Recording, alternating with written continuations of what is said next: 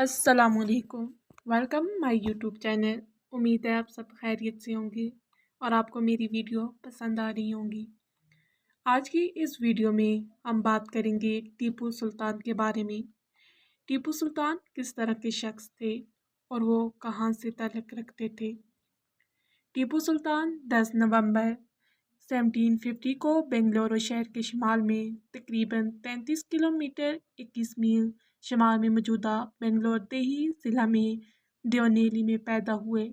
आरकोट के सन्नत टीपू मुस्तान ओलिया के नाम पर इनका नाम टीपू सुल्तान रखा गया। नवादा होने की वजह से हैदर अपने बड़े बेटे को शहजादी की तालीम देने और फौजी और सियासी अमूर के बारे में इब्तदाई नुमाइश देने में बहुत ख़ास था। 17 साल की उम्र में टीपू को अहम सफारती और फौजी मिशनों का आज़ादाना चार्ज दिया गया और वो इन जंगों में अपने वालिद का दायां बाजू था, जहाँ से हैदर जनूबी हिंदुस्तान का सबसे ताकतवर हुक्मरान बन के उभरा। टीपू के वालिद हैदर अली मिस्र की बादशाहत के लिए एक फ़ौजी अफसर थे और 1761 में मिस्र के हकीकी हुक्मरान बन गए थे, जबकि इनकी वालदा फातिमा फ़ख्रुन्निसा गवर्नर मेहरुद्दीन की बेटी थी। हैदर अली ने टीपू को उर्दू, फ़ारसी, अरबी, बेरी, कुरान, इस्लामी फ़िक़्ह, सवारी, शूटिंग और बर्ड लगाने जैसे मज़ामीन की इब्तदाई तालीम देने के लिए काबिल उस्ताज़ा मुकर्रर किए। टीपू सुल्तान की मादरी ज़बान उर्दू थी। फ्रांसीसियों ने नोट किया कि इनकी ज़बान उर्दू है, लेकिन वो फ़ारसी भी बोलते थे। उस वक्त मोरिस उर्दू के लिए एक यूरोपी ओहदा था। मुझे इसकी आम ज़बान का गहरा इल्म है। हिंदुस्तान, जिसे अंग्रेज़ मोरिस कहते हैं। टीपू सुल्तान को अपने वालिद की मुलाज़मत में फ्रांसीसी अफसरों ने फ़ौजी हिकमत अमली की हदायत दी थी। 15 साल की उम्र में इसने 1766 में पहली मिस्र जंग में अंग्रेज़ों के ख़िलाफ़ अपने वालिद का साथ दिया। इसने 16 साल की उम्र में 1767 में कर्नाटक के हमले में घुड़सवार दस्ते की कमान की। अलेक्जेंड्रा बेटसन, जिसने चौथी मिस्र जंग पर टीपू सुल्तान के साथ जंग की इब्तिदा और तर्ज अमल के अनवान से एक जिल्द शाया की। टीपू सुल्तान को इस तरह बयान किया गया: इसका कद तकरीबन 5 फीट 8 इंच था। इसकी गर्दन छोटी, मरबा कंधे थे। इसके अज़ा छोटे थे, ख़ासतौर पर इसके पाँव और हाथ। इसकी बड़ी बड़ी आँखें, छोटी मेहराब वाली बुनी और अकेली नाक थी। इसकी रंगत साफ थी और इसके चेहरे का अमूमी अज़ार वक़ार से खाली नहीं था। 1779 में अंग्रेज़ों ने फ्रांस के ज़ेरे कंट्रोल माहे की बंदरगाह पर कब्ज़ा कर लिया था, जिसे टीपू ने अपनी हिफाजत में रखा था और इसकी दफ़ा के लिए कुछ फ़ौजी फराम किए थे। जवाब में हैदर ने कर्नाटक पर हमला शुरू किया, जिसका मकसद अंग्रेज़ों को मदारस से बाहर निकालना था।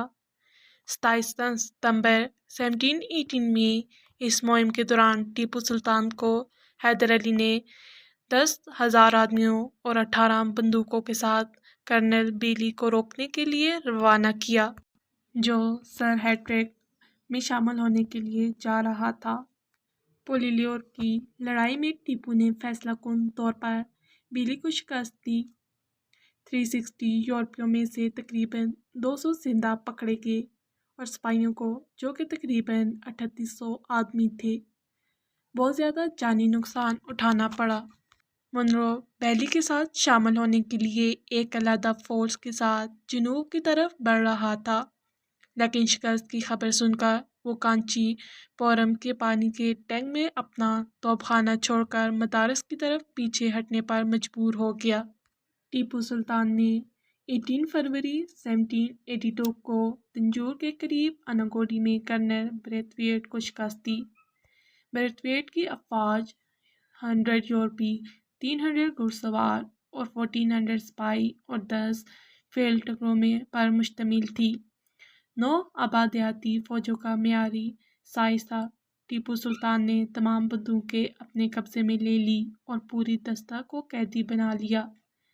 दिसंबर 1781 में टीपू सुल्तान ने कामयाबी से तौर पर अंग्रेज़ों से कब्ज़ा कर लिया इस तरह टीपू सुल्तान ने 6 दिसंबर 1782 बरोज़ जुम्मा हैदर अली की वफ़ात तक काफ़ी फ़ौजी तजर्बा हासिल कर लिया था।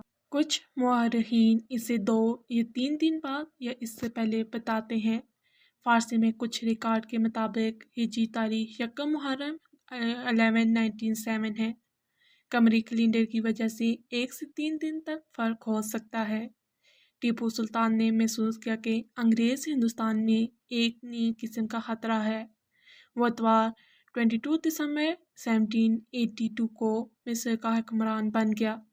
टीपू के कुछ रस्मुल ख़त में इसे 20 मुहर्रम 1197 हिजरी इतवार के तौर पर दिखाया गया है। एक सादा ताजपोशी के तकरीब में इसके बाद इसने मराठों और मुग़लों के साथ इत्तेहाद करके अंग्रेज़ों की पेशकदमी को जांचने के लिए काम किया। दूसरी मिस्र जंग 1784 में मंगलोरों के मायदे के साथ ख़त्म हुई। मराठा सल्तनत में शामिल लड़ाइयाँ मिस्र की सल्तनत के साथ तनाज़ा। मराठा सल्तनत ने अपने नए पेशवा मदराओ अव्वल के तख्त बरसी पाक हिंद का बेशतर हिस्सा दोबारा हासिल किया। 2 मरतबा टीपू के वालिद को शिकस्त दी, जिसे 1764 में और फिर 1767 में मराठा सल्तनत को सिर्फ ताकत के तौर पर कबूल करने पर मजबूर किया गया। 1767 में मराठा पेशवा मदुराओ ने हैदर अली और दोनों को शिकस्त दी। टीपू सुल्तान और मिस्र के दारुल हुकूमत सिरी रंगापटना में दाखिल हुए। हैदर अली ने मदुराओ के इख्तियार को कबूल किया, जिसने इन्हें मिस्र के नवाब का खिताब दिया। ताहम टीपू सुल्तान मराठों के मायदे से फरार होना चाहता था और इसलिए जनूबी हिंदुस्तान में कुछ मराठा किला लेने की कोशिश की, जिन पर मराठों ने पिछली जंग में कब्जा कर लिया था। टीपू ने मराठों को खराज तहसीन भी रोक दिया था, जिसका वादा हैदर अली ने किया था। इसने टीपू को मराठों के साथ बराह रास्त तनाज़े में लाया, जिसके नतीजे में मराठा मिस्र जंग मिस्र टीपू के तख्त और मराठों के दरमियान फरवरी 1785 के दौरान नरगंदन का मासरा मिस्र ने जीत लिया। मई 1786 के दौरान बदामी का मासरा, जिसमें मिस्र ने हथियार डाल दिए। जून 1786 के दौरान इटवानी का मासरा मिस्र ने जीत लिया। गजीनदर गढ़ की जंग जून 1786 मराठों ने जीती। अक्टूबर 1786 में सांवर की जंग मिस्र ने जीती। जनवरी 1787 के दौरान बादर बैंडा का मासरा मिस्र ने जीत लिया। मार्च 1787 में गजिंदर गढ़ के मायदे के साथ तनाज़ा ख़त्म हुआ, जिसके मुताबिक टीपू ने हैदर अली के ज़ेर कब्ज़ा तमाम इलाका मराठा सल्तनत को वापस कर दिया। टीपू ने खराज के 4 साल के बकाया जात अदा करने पर इत्तफ़ाक़ किया, जो इसके वालिद हैदर अली ने मराठा सल्तनत 4.8 मिलियन रुपये को अदा करने पर रजामंदी ज़ाहिर की थी। मराठों ने टीपू सुल्तान को नबूब टीपू सुल्तान फ़तेह अली ख़ान कहकर मुखातब करने पर इत्तफ़ाक़ किया। टीपू कलोनियत को भी रहा कर दिया गया और अदूनी और नरगंद को इनके साबका हुक्मरानों को वापस कर दिया गया। बदामी को मराठों के हवाले कर दिया जाएगा। टीपू मराठों को 4 साल की मुत्तफ़िका मुद्दत के लिए 12 लाख का सालाना खराज भी अदा करेगा। बदले में टीपू सुल्तान को वो इस तमाम खत्ता मिल जाएगा जिस पर इसने जंग के दौरान कब्ज़ा किया था। इसमें गजिंदर गढ़ और दावरा शामिल हैं। चौथी एंग्लो मिस्र जंग में मराठा सल्तनत ने ईस्ट इंडिया कंपनी को अपनी हमायत पेश की। 1766 में जब टीपू सुल्तान की उम्र सिर्फ 15 साल थी, इन्हें पहली बार जंग में अपनी फ़ौजी तरबियत हासिल करने का मौका मिला, जब वो अपने वालिद के साथ मालबार पर हमले के लिए गए थे। इस वाक़ये के बाद शुमाली मलबार में थलासरी में टेल्चरी का मुहासरा हैदर अली ने मलबार में अपने इलाकों को खोना शुरू कर दिया। टीपू मलबार पर अख्तियार बहाल करने के लिए मिस्र से आया था। नदीम कोटा की जंग 1789 से 90 के बाद मानसून के खिलाफ ٹراوانکر کی افواج کی سخت مزاحمت اور سری نگر پٹن میں انگریزوں کے حملے کی خبروں کی وجہ سے وہ واپس چلا گیا۔ 1789 میں ٹیپو سلطان نے کوچین میں 2 ڈچوں کے ذریعے قبضہ قلعوں کے ٹراوانکر کے دھرم راجہ کی طرف سے حاصل کرنے پر اختلاف کیا۔ دسمبر 1789 میں اس نے کوممبور میں فوجیں جمع کی اور 28 دسمبر کو یہ جانتے ہوئے کہ ٹراوانکر منگولوں کے معاہدے کے مطابق برطانوی ایسٹ انڈیا کمپنی کا اتحادی ہے، تروانکور کی فوج کی سخت مزاحمت کی وجہ سے ٹیپو تروانکور لائنوں کو توڑنے میں ناکام رہا اور تروانکور کے مہاراجا نے ایسٹ انڈیا کمپنی سے مدد کی اپیل کی۔ جواب میں لارڈ کارن والیس نے کمپنی اور برطانوی فوجی دستوں کو متحرک کیا اور ٹیپو کی مخالفت کے لیے مراٹھوں اور نظام حیدر آباد کے ساتھ اتحاد قائم کیا۔ 1790 میں کمپنی کی افواج نے پیش قدمی کرتے ہوئے کوممبور ضلع کے زیادہ تر حصے پر قبضہ کر لیا۔ ٹیپو نے جوابی حملہ کیا، زیادہ تر علاقہ دوبارہ حاصل کر لیا، حالانکہ انگریزوں نے خود کوممبور پر قبضہ جاری رکھا۔ اس کے بعد وہ کرناٹک میں اترا، بالآخر پانڈیچیری پہنچ گیا، جہاں اس نے ناکامی کے بغیر فرانسیسیوں کو تنازع میں کھینچنے کی کوشش کی۔ 1791 میں اس کے مخالفین نے تمام محاذوں پر پیش قدمی کی۔ کارنوالیس کے ماتحت برطانوی فوج نے بنگلورو پر قبضہ کر لیا اور سری رنگا پٹنا کو دھمکی دی۔ ٹیپو نے برطانوی سپلائی اور کمیونیکیشن کو ہراساں کیا، انگریزوں کو مقامی وسائل سے انکار کی زخمی زمین کی پالیسی اپنائی۔ اس آخری کوشش میں وہ کامیاب رہا کیونکہ انتظامات کی کمی نے کارنوالیس کو سری نگر پٹنا کی محاصرے کی کوشش کرنے کے بجائے بنگلور واپس جانے پر مجبور کیا۔ انخلا کے بعد ٹیپو نے کوئمبٹور کی طرف فوج بھیجی، جسے انہوں نے ایک طویل محاصرے کے بعد دوبارہ حاصل کر لیا۔ 1792 میں کی مہم ٹیپو کی ناکامی تھی۔ اتحادی فوج کو اچھی طرح سے سپلائی کی گئی تھی اور ٹیپو سری نگر پٹنا سے پہلے بنگلور اور بمبئی کی افواج کے سنگم کو روکنے میں ناکام رہا۔ تقریباً 2 ہفتوں کے محاصرے کے بعد ٹیپو نے ہتھیار ڈالنے کی شرائط کے لیے مذاکرات کا آغاز کیا۔ آنے والے معاہدے میں اسے اپنے آدھے علاقے اتحادیوں کے حوالے کرنے پر مجبور کیا گیا اور اپنی 2 بیٹوں کو یرغمال بنا کر اس وقت تک پہنچا دیا گیا جب تک کہ اس نے انگریزوں کے خلاف مہم کے لیے جنگی معاوضے کے طور پر طے شدہ 3 کروڑ 30 لاکھ روپے ادا نہ کر دیے۔ اس نے رقم 2 قسطوں میں ادا کی اور اپنے بیٹوں کو مدارس سے واپس کر دیا۔ 1794 میں فرانسیسی ریپبلکن افسران کے تعاون سے ٹیپو نے مبینہ طور پر میسور کے جیکوبن کلب کو جمہوریہ کے قوانین کے مطابق قوانین وضع کرنے میں مدد کی۔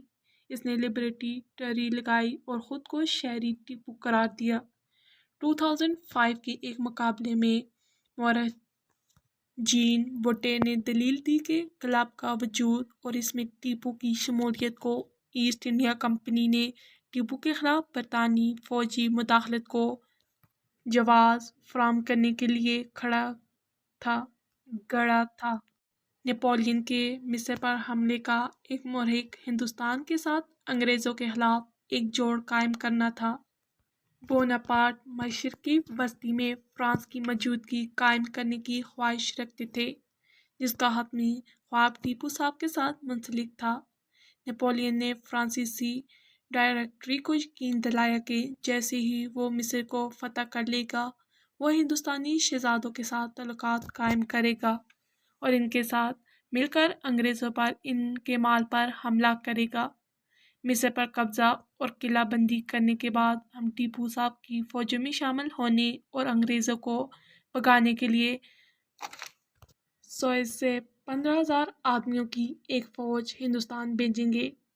1799 میں اور 1801 میں ابوبکر کی جنگ میں اگرچہ میں نے کبھی یہ نہیں سوچا تھا کہ اس کے پاس نیپولین تعلیم میں کچھ فرق کی اجازت دیتا ہے، طرز عمل کی آزادی اور سیاسی حالات جو کبھی کبھی بوڑھے حیدر علی نے ظاہر کیے تھے، پھر بھی میں نے سوچا کہ اس نے بھی ایسا ہی پرعزم اور کٹر جذبہ دکھایا ہوگا جس نے ٹیپو صاحب کو اپنے دارالحکومت کے خلاف ورزی پر ہاتھ میں کرپان پکڑ کر مردانہ موت پر آمادہ کیا۔ ہوریشیو نیلسن نے 1798 میں مصر میں نیل کی جنگ میں فرانسوا پالو کو شکست دی۔ 1799 میں 3 فوجی مصر میں داخل ہوئے، ایک بمبئی سے اور 2 برطانوی، جن میں سے ایک آرتھر ویلزلی بھی شامل تھا۔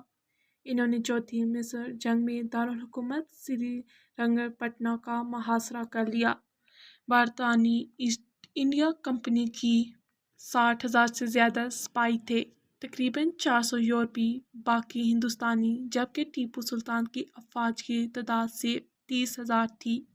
انگریزوں کے ساتھ مل کر کام کرنے اور دیواروں کو کمزور کرنے میں ٹیپو سلطان کے وزیروں کی طرف سے دھوکہ دہی انگریزوں کے لیے آسان راستہ بنانے کے لیے ٹیپو سلطان کی موت نے برطانوی جنرل ہیرس کو اب ہندوستان ہمارا ہے کہنے پر مجبور کیا۔ جب انگریزوں نے شہر کی دیواریں توڑ دی تو فرانسیسی فوجی مشیروں نے ٹیپو سلطان کو خفیہ راستوں سے فرار ہونے اور باقی جنگیں دوسرے قلعوں سے لڑنے کے لیے کہا، لیکن اس نے انکار کر دیا۔ ٹیپو سلطان کو ہولی ڈیڈی گیٹ وے پر مارا گیا، جو کہ این ای سے 300 گز 270 میٹر دور واقع تھا۔ سری رنگا پٹنہ قلعہ کا زاویہ، اسے اگلی دوپہر کماز میں اپنے والد کی قبر کے پاس دفن کیا گیا۔ برٹش ایسٹ انڈیا کمپنی کے بہت سے ارکان کا خیال تھا کہ کرناٹک کے نواب امداد الامراء نے جنگ کے دوران ٹیپو سلطان کو خفیہ طور پر مدد فراہم کی اور 1799 کے بعد ان کی معزولی کا مطالبہ کیا۔ صاحب اور قمر الدین اور میر ندیم قلعہ سرنگا پٹم کے کمانڈر غداری کا واقعہ، جیسا کہ حسن نے بیان کیا ہے، ٹیپو کی ہدایت کے نافرمانی سے شروع ہوتا ہے۔ جب ان کا انتقال ہوا تو برطانیہ میں خوشی کی تقریبات منائی گئی۔ مصنفین، ڈرامہ نگاروں اور مسحوروں نے اسے منانے کے لیے تخلیقات تخلیق کی۔ ٹیپو سلطان کی وفات پر برطانیہ میں عام تعطیلات کا اعلان کیا گیا۔ امید ہے آپ کو یہ ویڈیو پسند آئی ہوگی۔ اگر آپ کو یہ ویڈیو پسند آئی ہے تو چینل کو سبسکرائب کریں، لائک کریں، شیئر کریں اور کمنٹ کریں۔ شکریہ۔